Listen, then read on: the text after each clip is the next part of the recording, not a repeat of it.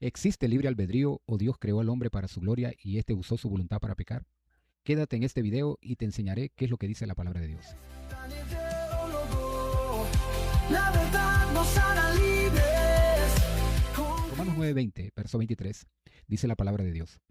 Mas antes, oh hombre, ¿quién eres tú para que alterques con Dios? ¿O no tiene potestad el alfarero sobre el barro?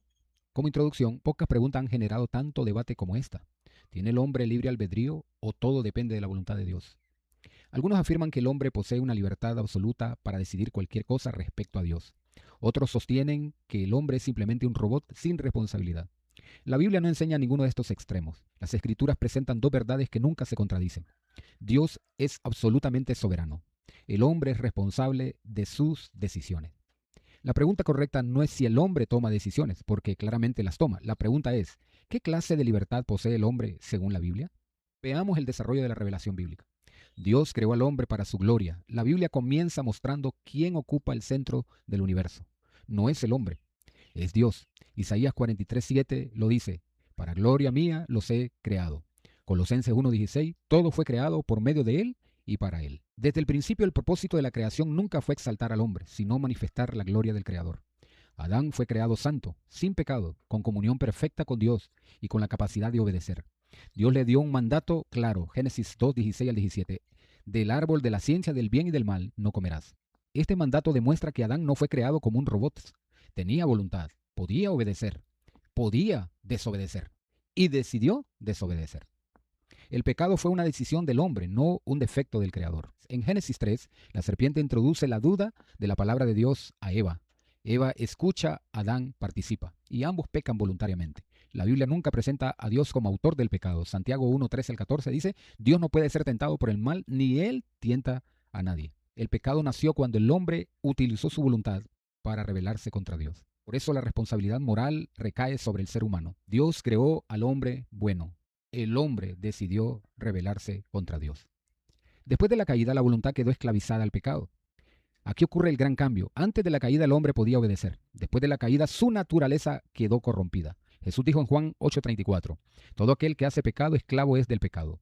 Pablo añade, Romanos 3:10 al 12, no hay justo ni aun uno, no hay quien busque a Dios. En Efesios 2:1 también Pablo dice, estabais muertos en vuestros delitos y pecados. Observe que la Biblia no dice que el hombre dejó de tomar decisiones, lo que enseña es que ahora decide conforme a una naturaleza caída. El pecador sigue escogiendo, pero sus deseos están inclinados hacia el pecado. Es libre para actuar conforme a su naturaleza, pero esa naturaleza necesita ser transformada por Dios.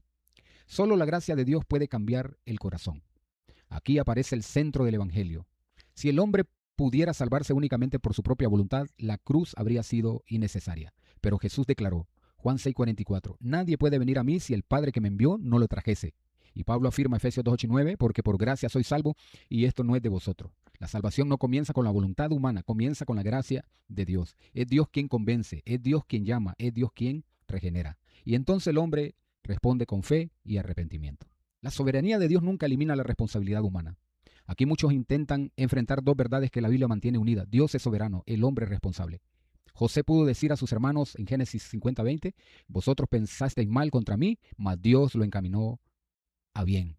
Los hermanos actuaron libremente y fueron culpables, pero Dios cumplió su propósito soberano mediante esos mismos acontecimientos. Lo mismo ocurrió en la cruz. Hechos 2:23, Pedro declara que Jesús fue entregado por el determinado consejo y anticipado conocimiento de Dios. Pero añade, prendisteis y matasteis por manos de inicuos. La muerte de Cristo estaba dentro del plan eterno de Dios. Sin embargo, quienes lo crucificaron fueron plenamente responsables de sus actos. La soberanía de Dios y la responsabilidad humana no se excluyen. Ambas son enseñanzas claras de las Escrituras. Conclusión. ¿Entonces existe el libre albedrío? Depende de cómo se defina. Si por libre albedrío entendemos una capacidad absoluta para buscar a Dios y salvarnos por nuestra propia iniciativa, la Biblia responde que no. El ser humano caído necesita la gracia de Dios. Pero si entendemos que el hombre toma decisiones reales y es responsable por ellas, la respuesta es sí. Adán decidió desobedecer y cada ser humano responde moralmente por sus actos. La Biblia nunca presenta al hombre como una máquina sin voluntad, ni como un ser completamente independiente de Dios. Dios creó al hombre para su gloria. El hombre usó su voluntad para pecar. Y Dios en su infinita gracia envió a su Hijo para rescatar a los pecadores. Por eso, nuestra confianza no está en la fuerza de nuestra voluntad, sino en la obra perfecta de Jesucristo. Como dijo Pablo, porque Dios es el que en vosotros produce así el querer como el hacer por su buena voluntad. Filipenses 2:13. Toda la gloria pertenece a Dios porque desde la creación hasta la redención, Él sigue siendo el autor y sustentador y el consumador de su obra. Amén.